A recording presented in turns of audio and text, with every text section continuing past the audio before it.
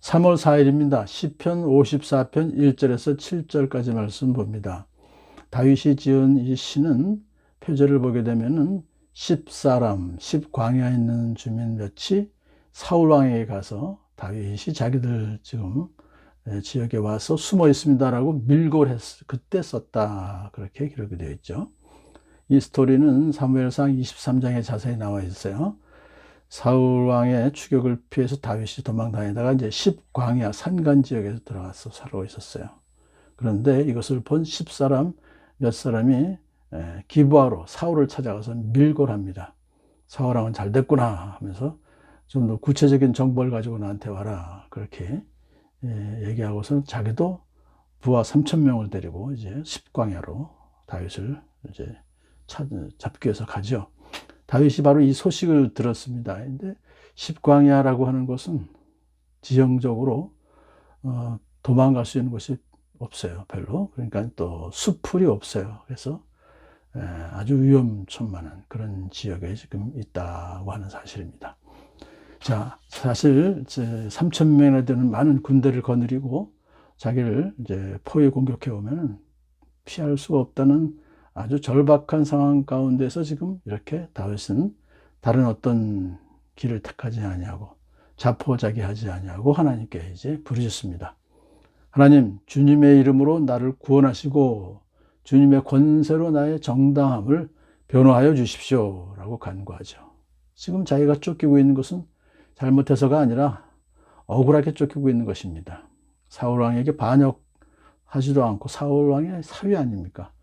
그런데도 불구하고 이제 다윗이 너무 세력이 커지니까 사울 왕국을 흔들 수 있다고 하는 그런 정치적인 이유 때문에 무조건 다윗을 죽이려고 하는 것이죠. 그래서 주님의 이름으로 저를 구원해 주십시오. 그런데 여기서 주님의 이름으로라고 하는 것은 주님의 권세로라고 하는 능력으로, 하나님의 전능하신 능력으로 자기를 구원해 달라. 그렇게. 왜냐하면 이런 상황 속에서 세상적인 방법으로는 도저히 빠져나갈 수가 없습니다. 그러니까 하나님의 초자연적인 능력, 하나님의 기적으로 자기를 풀어달라, 구원해달라. 그러면서 다윗은 이제 변호해달라고 그러죠. 자기를 변호해달라. 왜냐하면 자기는 지금 억울하고 오히려 사울 왕이 자기를 쫓아서 죽이려고 하는 것이 부당하다는 거죠. 그거를 확실하게 좀 변호해 주십시오. 그렇게 기도를 한 것입니다. 하나님 나의 기도를 들으시고 이 입으로 아뢰는 말씀에 귀를 기울여 주십시오. 사실 기도를 할 때 우리는 자신의 사정을 먼저 말씀드린 다음에 도와주십시오라고 요청을 하는 것이죠, 보통. 근데 다윗은 자신이 처한 위기 상황이 하도 급박하니까 그냥 대뜸 구원해 주십시오라고 이제 잘 들어 주십시오라고 하나님께 간구한 후에 이제 스토리를 얘기합니다. 3절 보시면 무법자들이 일어나 나를 치며 폭력배들이 내 목숨을 노립니다. 그러니까 이것은 이제 무법자들이 누굽니까? 바로 사울 왕과 그 부하들이죠. 폭력배들이 누굽니까? 사울 왕과 폭력배들입니다. 그들이 불의하게 자기를 치고 목숨까지 노리고 있습니다라고 하는 것을 보고를 하는 것입니다. 자, 여기서 이렇게 정말 다윗이 하나님께 간절히 절박한 상황을 말씀드리면서 도와달라고 간구한 것은 바로 우리 성도들이 또한 취해야 될 그런 방법이죠. 우리가 당하고 있는 형편을 하나님 다 알고 계십니다. 그렇지만은 그렇다고 그냥 아시니까 알아서 해주십시오가 아니라 우리가 기도를 통해서 하나님께 겸손하게 나오기를, 하나님을 의지하기를 기다리고 계세요.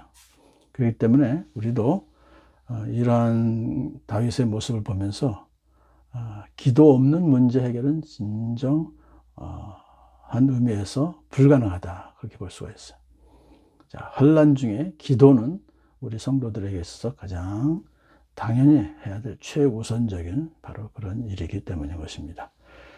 자, 다윗은 이제 하나님께 또 말씀드립니다. 그들은 하나같이 하나님을 안중에도 두지 않는 자들입니다. 사울 왕이 상태가 하나님의 뜻을 따라 살지 않고 자기 멋대로 이제 살아서 결국 하나님께서 자신을 떠난 후에는 악령에 의해서 지배를 받고 살고 있었죠. 그러면 그 결과 하나님의 법을 무시하고 자기의 힘과 권세를 자랑하면서 기고만장하게 살아갔던 무법자이며 폭력배입니다라고 하나님께 말씀을 드렸어요. 자, 다윗은 이렇게 기도를 하고서는 이제 자신의 간구가 응답될 것을 확신하며 이렇게 고백합니다. 그러나 하나님은 나를 돕는 분이시며 주님은 내게 힘을 북돋워 주시는 분이십니다. 그런 위급한 상황 가운데서도 하나님께서 자기의 기도를 응답하시고 자기를 도와주시고 힘을 북돋아 주실 것을 분명히 그는 확신하고 하나님께 이제 그것을 고백하는 것이죠. 왜냐하면 항상 그동안 자신을 하나님께서 보여주셨고 약속을 지키신 하나님이시기 때문에 그것을 분명히 자기가 또 그러한 하나님의 구원의 역사를 체험을 여러 번 했었죠. 그러니까 이번에도 역시 하나님께서 내 기도를 들으시고 나를 도와주실 분인 줄 믿습니다. 원수가 나에게 악한 짓을 하였으니 주님이 내 원수를 갚아주실 것이다. 이 악한 짓을 했다는 것은 불의한 거죠. 그러니까 공의의 하나님, 정의롭고 공의하신 우리 하나님께서는 악한 짓을 한 그 원수 사울 왕을 그대로 안 버리시고 원수를 갚아주실 것이다 라고 그렇게 고백을 합니다. 주님의 진실하심을 다하여 그들을 전멸시켜 주시기를 빕니다. 그랬죠. 여기서 주님의 진실하심을 다하여라고 하는 것은 하나님 언약의 하나님이시기 때문에 약속을 반드시 성실하게 변함없이 지켜주실 것을 믿습니다. 그래서 약속의 근거에서 그들을 원수들을 다 전멸시켜 주시기를 기도합니다. 그렇게 기도를 하면서 다윗은 이미 하나님께서 그렇게 해 주실 것을 믿고 즐거운 마음으로 하나님께 감사의 제물을 드리죠.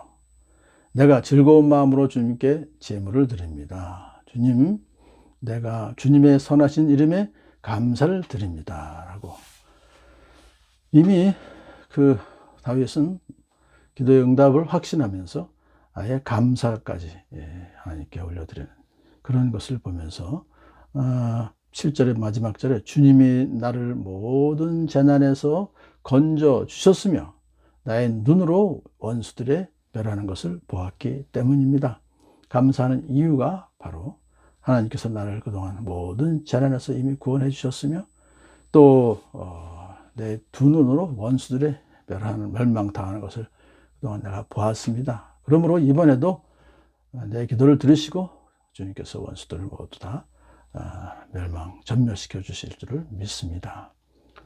사실 이러한 기도야말로 다윗에게 있어서는 이 위급한 상황을 이제 이길 수 있었던 것인데 그 결과가 어떻게 있었죠? 사울 왕 일행이 이제 다윗을 포위해서 잡기 직전에 갑자기 전령한 사람이 사울 왕에 가서 보고합니다. 블레셋 족속이 쳐들어왔으니 어서 돌아가야 됩니다. 그러니 할 수 없이 사울 왕은 포위를 풀고 블레셋과 싸우기 위해서 돌아갔죠. 다윗은 무사히 그 위기를 또한 피하게 되는 것입니다. 오늘도 우리를 항상 도우시는 하나님을 전적으로 신뢰하면서 어려움이 있을 때마다 주님께 기도함으로 또 그 기도에 응답하실 걸 확신함으로 하나님께 감사드리는 저와 여러분들의 간절히 소원합니다.